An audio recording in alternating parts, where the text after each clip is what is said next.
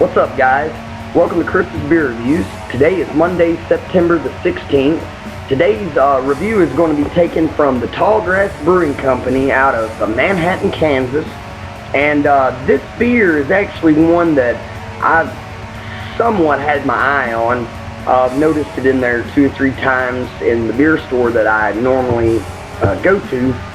And the funny thing about this one is out where they keep all their craft beers is out in their regular beer coolers, and they have, you know, a very decent selection, but they also have a beer cave, and that's where they keep most of their domestics, like your Bud Lights, your Coors, Michelob, and so forth. And I think they keep all their like wine coolers, Jack Daniel's coolers, and all that in there.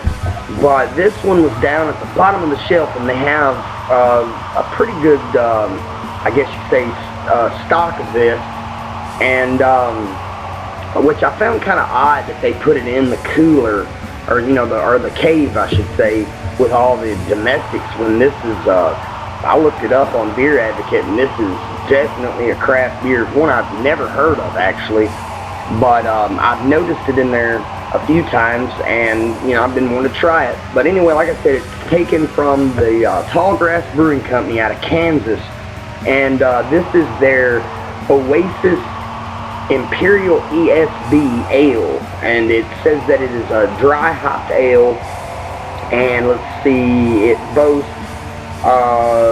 7.2% ABV, and something that kind of blew me away when I saw this, it actually lists the IBUs on the front of the can, and this one boasts a huge whopping 93 IBU, which is up there.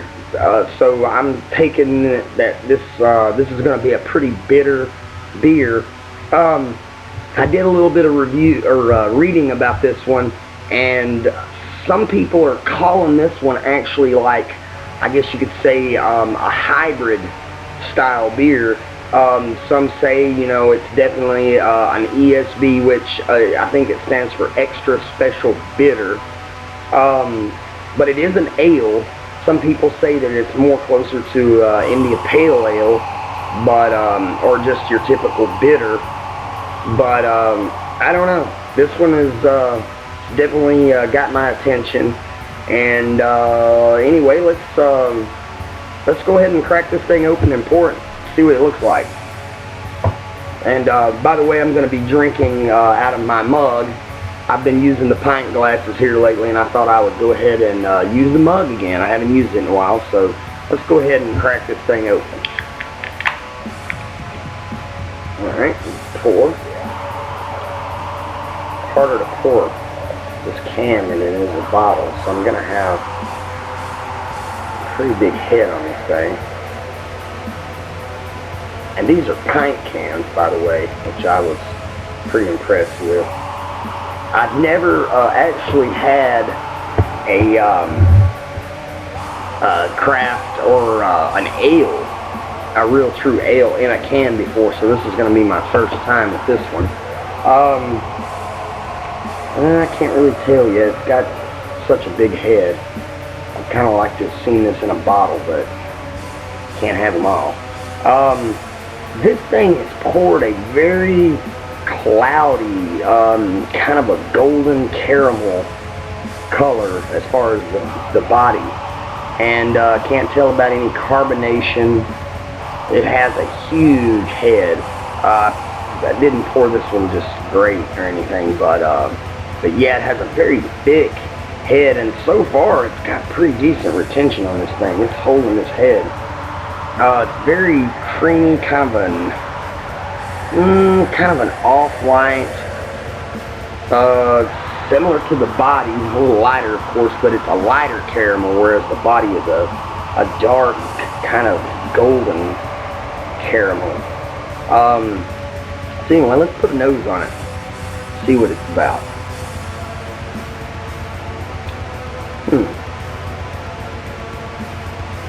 It's a very malty, kind of got a sweet malt aroma to it. getting some caramel notes, a little bit of pine, a little citrus, not a whole lot, a little bit. It's kind of got a smell of it's got a very bread tasting smell, or tasting a bread smelling aroma to it. This smells similar to something I've had before, and I can't place it, but yeah, like I said, a little bit of pine, a little citrus. There's not much floral to this beer, as far as the smell. A little bit of floral, not much. Mostly bread, malts. Kind of got a kind of grassy, I guess, being Tallgrass Brewing. I don't know. It's got a little bit of a grassy smell. Very kind of it's sweet. It smells sweet. It doesn't smell bitter at all. It's not a very bold smelling brew, but bread, citrus, a little bit of citrus, a little bit of caramel, actually a lot of caramel, a little bit of floralness, just a little. Malty, very sweet smelling. Let's go ahead and take a drink and see what it tastes like.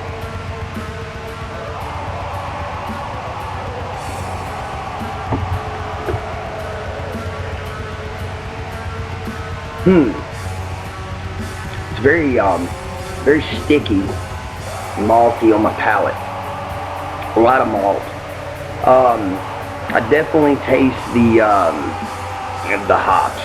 Definitely. It doesn't smell very hoppy to me. It's more malty, but on the taste, the hops they shine through. Very strong, very bold. It's not a typical hoppy taste though, like I'm used to. It's not Sierra Nevada. It's not a Bridgeport. It's definitely not a Lazy Magnolia type taste as far as their ale goes. This one is kind of like, not Sweetwater, what was that other one? Shipyard. But less boozy. It doesn't have that strong alcohol taste as the Shipyard Extra IPA. It's actually 4X IPA. So the Shipyard was. This tastes very similar.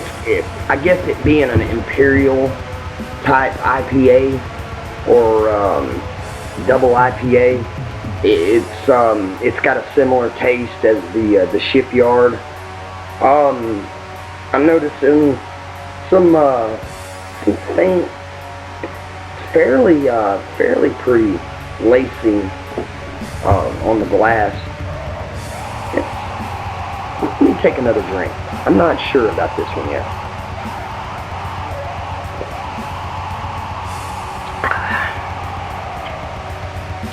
Like I said, it's very dry. I guess it's one of the drier beers I've had. It's slightly boozy, but not anything overpowering. But it's very bitter up front. The hops are straightforward. And it says that it uses English-style malts, but it uses American-style hops. But I'm tasting more English-style hops. This is more your traditional Imperial ale, but it's sweet, very dry and sticky on the palate. It's hoppy, definitely hoppy. I will say that it's definitely hoppy. It's just not Cascade style. It's not your Pacific Northwest style hops. It's different. It's kind of got a slight, not kind of earthy, but more grassy. It's kind of got a grassy taste.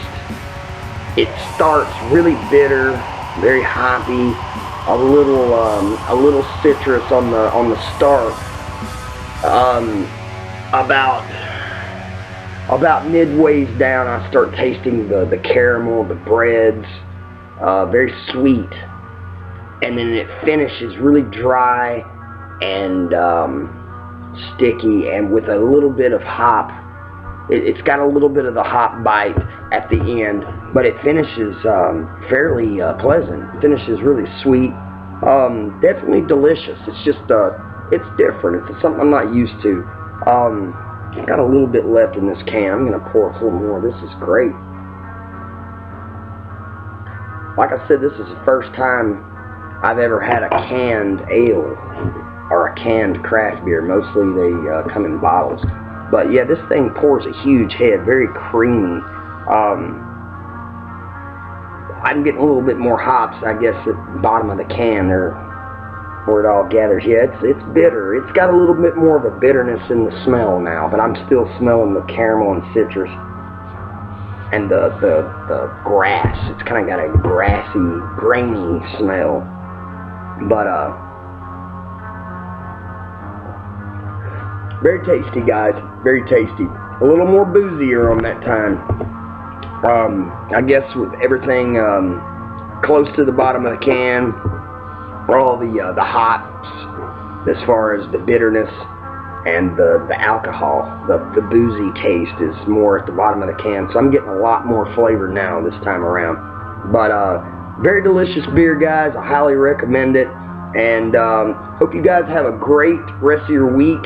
And like I said many times before, drink safe, drink responsible, and one last chug, guys.